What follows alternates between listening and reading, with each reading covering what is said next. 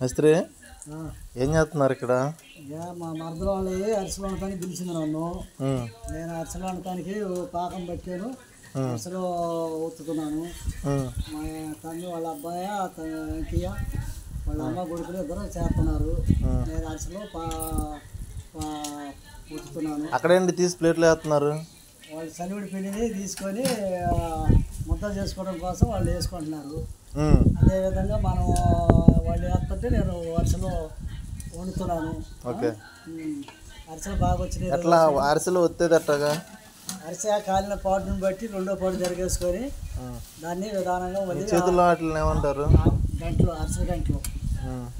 వాటిని మళ్ళీ మామూలుగా తిరగేసుకున్నాక ఒక సాధారణంగా తీసి చూసుకొని దాన్ని. ఏది మీరు కళ ఎంతవరకు వచ్చారు? ఎట్లా వండుతున్నాడు మీ బావ? బాగానే వండుతున్నాడు. ఏమేమి వేసా? నువ్వులు, నెయ్యి వేసాము.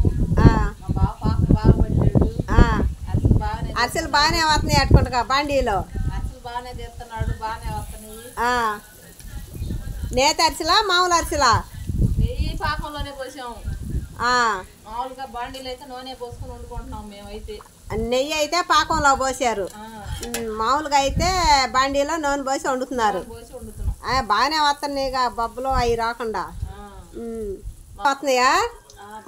బాగా చేస్తున్నారు మరి.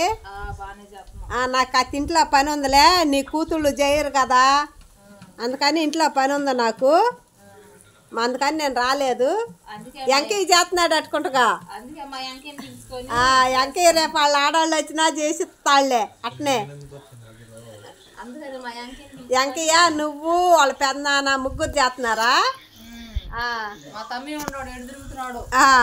తమ్మి చేయడా ఏంది?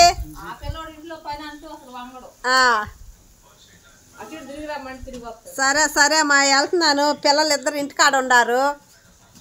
మరి వాళ్ళు ఏం అక్కడ ఆగం చేస్తున్నారో ఏం అల్లరి చేస్తున్నారో తర్వాత వస్తాలే వాళ్ళని చూసి.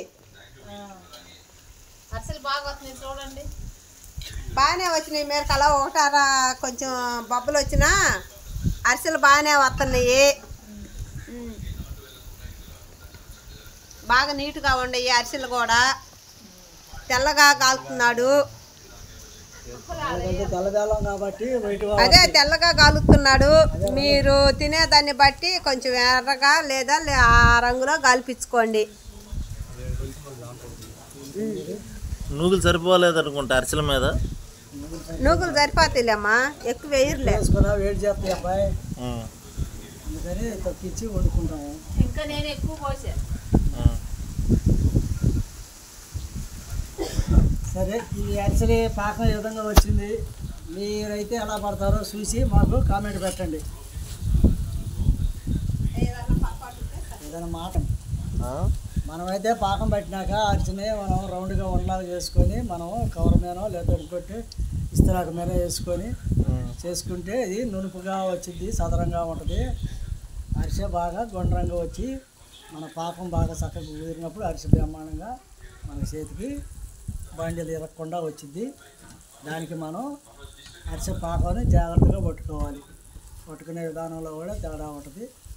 మేము బాగానే పెట్టాము, మీకు ఇంకా బాగా చాదర అయితే మాకు ఇంకా తెలియపరచాలని మేము అడుగుతున్నాం.